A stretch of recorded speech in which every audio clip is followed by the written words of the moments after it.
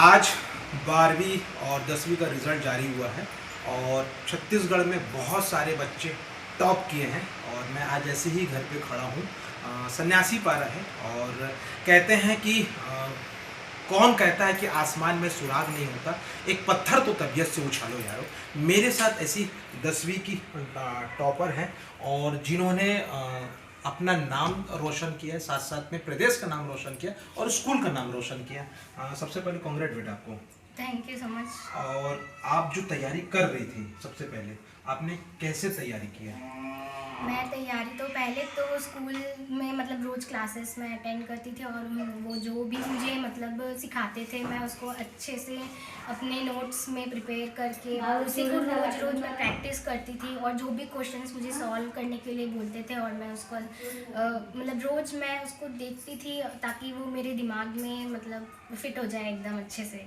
दूसरा ये चीज़ है कि कहीं ना कहीं जो एक रहता है शुरू से पढ़ाई में अच्छी हो और आप जिस हिसाब से आप अपना स्कूल का अपना नाम रोशन किया है, तो आपको को स्कूल में कुछ अलग से गाइडेंस दिया जाता था कि कोई मतलब इसमें कुछ अलग से गाइडेंस मिलता था स्कूल में कुछ? बोर्ड के लिए तो मतलब सारे टीचर्स हम सभी को एक ही जैसा गाइडेंस देते थे। जैसे हर साल हमें प्रिपेयर करवाते हैं कि मतलब बोर्ड का पेपर कैसे आता है और प्रीवियस ईयर क्वेश्चंस को कैसे प्रिपेयर करना है और कैसे राइटिंग को सुधारना है और सब वो उन्हीं लोग बताते थे हमें। देखिए, एक चीज़ और है जहाँ पे कहते हैं कि शिष्य जब मजबूत होता है, जब गुरु उसका बहुत उसका साथ रहता है, तो गुरु अगर काफ़ी अच्छा हो तो शिष्य भी वैसी निकलता है। तो मेरे साथ उनके गुरु हैं जो खुद उस स्कूल के टॉपर स्टूडेंट रही हैं, शिशु निकेतन के। आपने इसकी तैयारी कैसे कराई थी? स्टार्टिंग से वो पढ़ने में अच्छी थी तो मुझे ज़्यादा उस पर कॉन्सेंट्रेट करने की ज़रूरत नहीं थी। वो स्टार्टिंग से पढ़ती थी अच्छा और वो जो भी पढ़ती थी वो एकदम फोकस्ड होके पढ़ती थी और ऐसा नहीं है कि वो कोई भी चैप्टर अगर स्टार्ट करती है तो वो पूरा ख़त्म करती थी और पूरा उसमें बहुत डीपली स्टडी करती थी।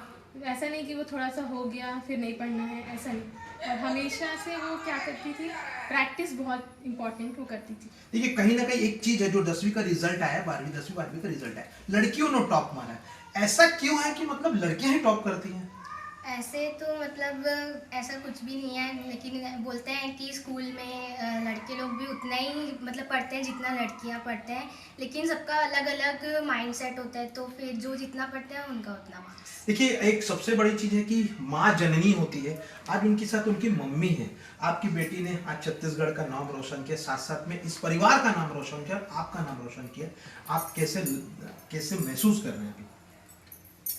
मैं कभी सोचती हूँ कि ये 95% तक लेके आएगी करके, लेकिन मैं अंदाज भी नहीं की हूँ कि इतना परसेंट लेके आएगी करके।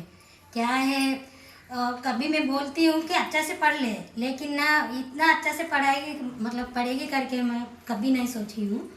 बहुत खुशी लग रहा है। देखिए, मेरे साथ उनकी एक सिस्टर भी हैं जो उनके सिस्टर ने भी शिशु निकेतन में टॉप किया था।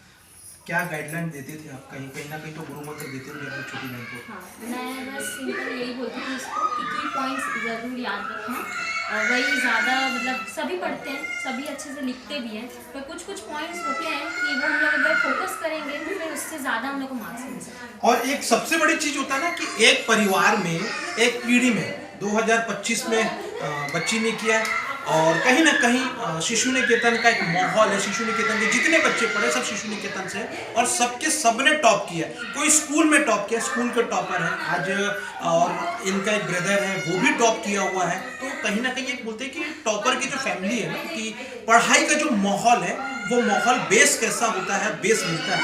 और आपका फोकस अब 10th के बाद क्या समझेंगे? 10th के बाद तो मेरा पहले से मतलब मैथ्स में मुझे इंटरेस्ट था, मैथ्स और साइंस में, तो मैं अभी 11th में मैं मैथ्स पीसीएम का स्ट्रीम लेके जेई के लिए प्रिपेयर करना चाहती हूँ। उसके बाद आगे? उसके बाद मैं जेई क्रैक करने के बाद सॉफ्टवेयर इंजीनियर का कोर्स कंप्यूटर साइंस करना चाहती हूँ। देखिए, ये बच्ची का सपना है कि ये आगे चल के पीसीएम ले और उसके बाद ये इंजीनियरिंग करे, सॉफ्टवेयर इंजीनियरिंग इनका सपना है। तो मैं चाहता हूँ न्यूज़ 81 की टीम आज इनको बहुत बहुत बधाई देती है और ये एक चीज़ है बेटा कि उज्जवल भविष्य के लिए आपको बहुत बहुत बधाई हो।